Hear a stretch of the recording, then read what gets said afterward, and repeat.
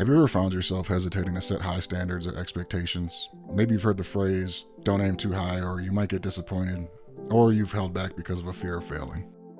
Today we're going to explore why people are so often scared to set standards for themselves and how this fear can impact their lives and different ways to overcome that fear.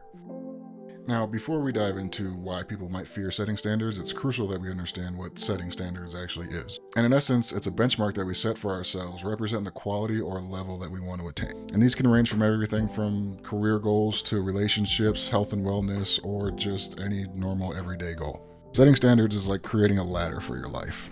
Each rung represents a higher level of achievement or self-expectation. The higher you aim, the more effort you need to put in. But there's a catch. The higher the ladder, the harder it is to climb, and the more intimidating the fall can be.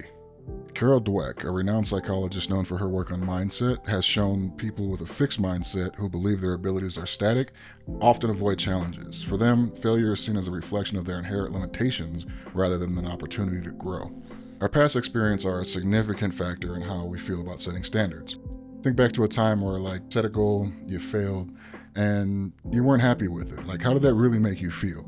And did it make you want to set that kind of goal again in your life? When someone repeatedly encounters failure, it can create a mental block against setting high standards. This phenomenon is closely related to what psychologists call learned helplessness, a concept developed by Martin Seligman. Learned helplessness occurs when someone has conditioned themselves to believe that they are powerless in a situation, and this leads them to stop trying altogether. For example, a student who consistently performs poorly in math might stop trying altogether, believing that no matter how hard they work, they will always fail at this.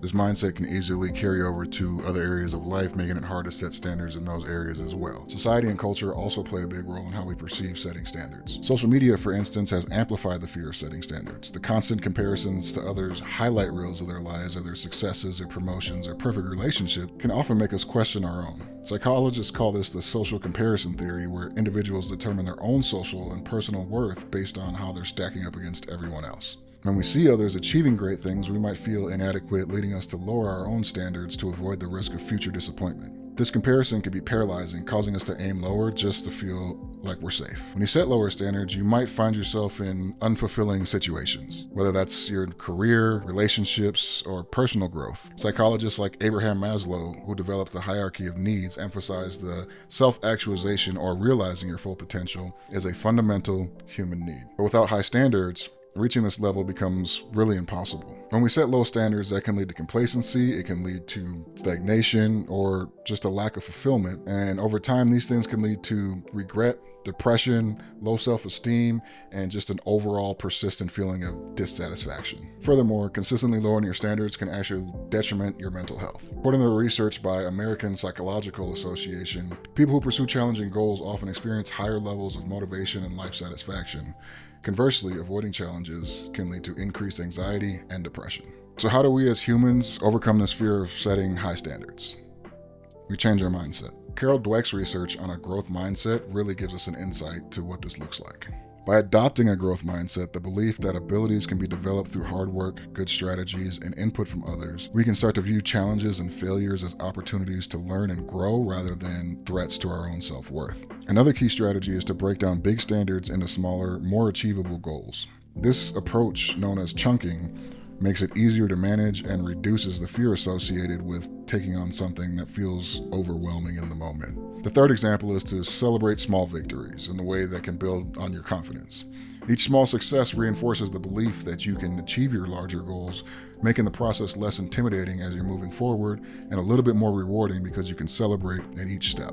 Lastly, seeking support from others can make a big difference, whether it's a paid mentor or coach or just a friend, spouse, or sibling. Having people around you to hold you accountable can help you stay committed to your standards and reach your goals. And the thing to remember is that setting high standards for yourself does not mean perfection. What it's really about is striving for growth, pushing your boundaries, and ultimately becoming the best version of yourself. Yes, it can be scary, and that's normal, but understanding where this fear comes from helps you overcome this challenge, set goals that can inspire you, challenge you, and have you reaching higher than you ever thought imaginable. The fear of setting standards is normal, but it doesn't have to hold you back. Embrace the journey, celebrate your progress, and reach higher goals than you ever thought possible. Thanks for watching this video. If you found it helpful at all, feel free to like, share, subscribe, all the things. I know this isn't my normal video with filmmaking and tech and everything, but I've been going through this journey for over the past few months, and I wanted to share with you guys the things that I've learned that might be able to help you moving forward. So thanks again. Don't forget to subscribe.